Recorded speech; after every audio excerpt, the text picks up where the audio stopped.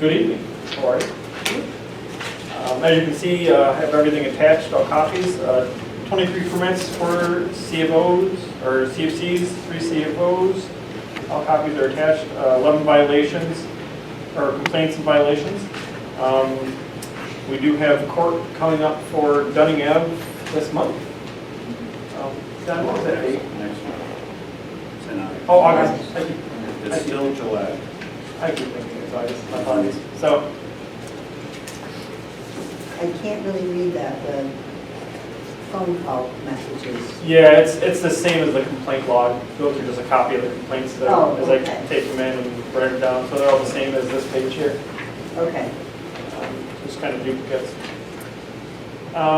So some of the other items, renters at the old McDonald's there for the salon are still waiting for power. RG&E still waiting? RG, yep, still waiting on RG. They are having. I've never heard of that in my entire life. It's been crazy. There's something missing. Yeah. Yeah.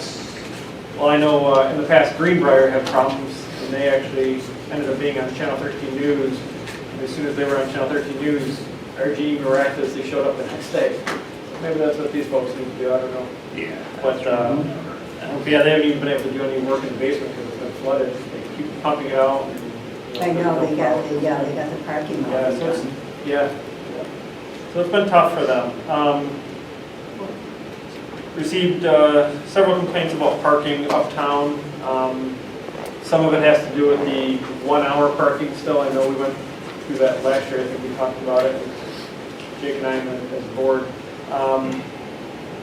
So I don't know if any determination was made, but maybe Jake and I can get together again and go to the board. I don't know if you guys decided to change any of that, but a lot of the, as I was delivering the letters, that was a big topic of conversation about upping it to 2 to 3 hours, because 1 hour you can't even sit in a chair I and know. get your hair done, you know.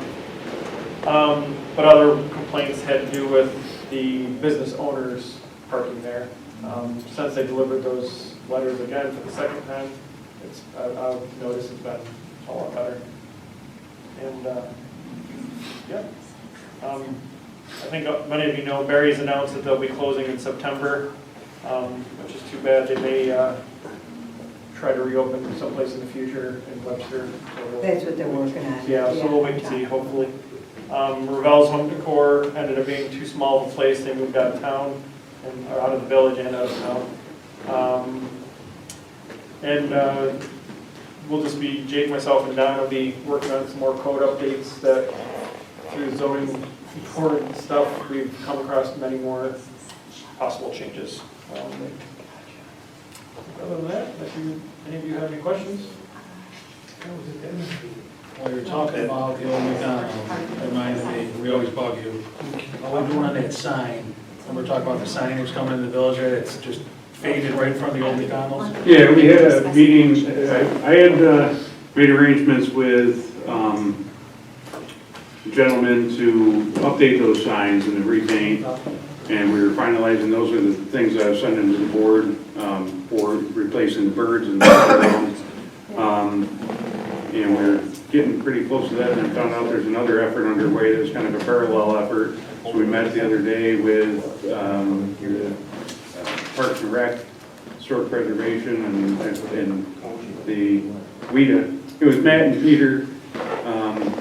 We met with the other day because we're trying to do something that's kind of cohesive and all working together. So I think as we left it, I sent them some information, and we're going to try to nail down what the brand, I guess, if you will, is, and then make, build off of that. I sent them some of the signs. I think they were going to have something to present at one of the upcoming meetings, maybe the workshop. All right, so the wheels are turning now. Oh, they've been turning. Yeah, it's just been terrible. It's amazing. Slow.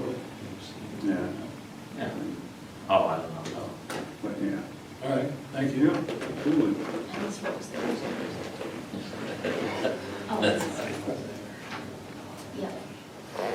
Thank you. The trial on that 235 Dunning Avenue is August 25th at 10 a.m.